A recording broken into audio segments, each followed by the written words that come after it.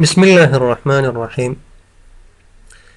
دوستانو، نن درته د ورډ پروګرام کې واټرمارک په اړه خبره کوم چې څنګه کولی شو واټرمارک یوازې یو صفحې ته ورکړو. مثال تا سره 50 شپېته یا 100 پیجونه دي او ته وایې چې غواړم په دې کې یو پیج یا خاص پیجونو ته چې دی واټرمارک ورکړم.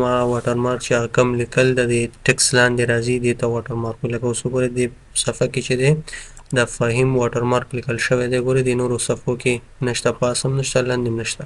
که چېرته راشو ویو ته او دا چې دی ملټیپل پیج واخلو نو تاسې به اوس وګورئ چې یوازې په دغه پیج کې چې دی واټرمارک شته دی چې تاسو ته ښکاري، او په نورو پیجونو کې چې دی واټرمارک نشته. نو دې لپاره چې داسې طریقه کار کړو نو را به شو لومړی زه به دا کلوز کړم، یو نوی ډاکومنټ به کنټرول ان سره واخلم، ویو ته به راشو، دا به زوم کو 100%. اوس راځو دلته زه لیکم مساوي RAND شفټ 9 یو 200 پاراګراف راخلم، شفټ 0 انټر به پاراګرافونه مې راواخیستل.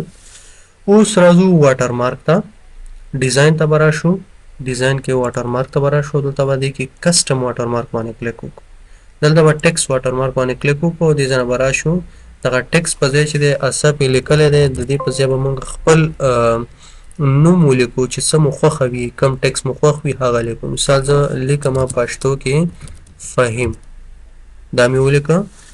دې ځای نه تاسې ورته کلر هم انتخابولی شئ. مثال زه غواړم چې ریډ کلر ورکوئ، ګرین ورکوئ، کوم چې مو خوښ وي همغه کلر انتخاب کړئ او اپلای کړئ. کله مو چې اپلای کړئ ګورئ واټرمارک چې دی راغی. خو واټرمارک کې تاسو وګورئ په ټولو پیجونو کې دی. دې دپاره زه به پیج نمبر هم دې ته ورکړم، انزرټ ته به راشو، پیج نمبر ته چې د صفحو نمبر باندې تاسې ښه پوه شئ. زه به پیج نمبر په ټاپ کې ورکړم. ګورئ 11 پیجونه دي موږ سره په هر یو پیج کې واټرمارک شته. راځو دلته فرضاً زه غواړم چې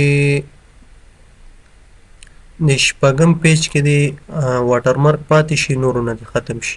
نو تاسې باید د پنځم پیج په آخر کې کلیک وکړئ او لیاوټ ته به راشئ، بریکس ته به راشئ، بیا دې کې به چې دی نیکسټ پیج کلیک کړئ او بیا به په دغه هیډر ساحه کې د شپږمې صفحې د هیډر په ساحه کې ډبل کلیک کړئ. ډبل کلیک نه وروسته به دا لینک ټو پریویس دا به ختم کړئ. پریویس چې مو ختم کړ دا سلیکشن بیا به راشي د همدې شپږمې صفحې په آخر کې بیرته به ډبل کلیک کړئ او دې ځای کې به آخر کې د ټکس سره به کلیک وکړئ. بیا به لیاوټ ته راشي، لیاوټ نه بعد به بریکس ته راشئ او بیا به نیکسټ پیج کلیک کړئ. د اوومې صفحې په دې هیډر ساحه کې به ډبل کلیک وکړئ او لینک ټو پریویس به ختم کړئ. اوس به راشئ دا کلیک مو کړی دی د هیډر په ساحه کې، نو دلته راځئ دې ځای نه په دې هیډر باندې کلیک کوئ، په واټرمارک دغه ټکس باندې کلیک کوئ چې سلیکټ شي، بیا ډیلیټ کلیک کوئ. ګوره دې ځای نه ختم شو. راځو په دې شپږمه صفحه کې ګورئ موجود دی، را به شو بره دلته هم په دې واټرمارک کلیک وکړئ ټکس باندې او ډیلیټ کلیک کړئ. اوس ګورئ د بره هم ختم شو، لاندې هم ختم شو، صرف په شپږمه صفحه کې پاتې دی. که چېرته راشو اوس مونږ ویو ته او دا ملټیپل پیجز واخلو نو تاسې ته به اوس معلوم شي چې په کومو پیجونو کې واټرمارک شته، کومو کې نشته. ګورئ دلته داسې راشئ په شپږم پیج کې چې دی واټرمارک موجود دی او په نورو پیجونو کې واټرمارک نشته.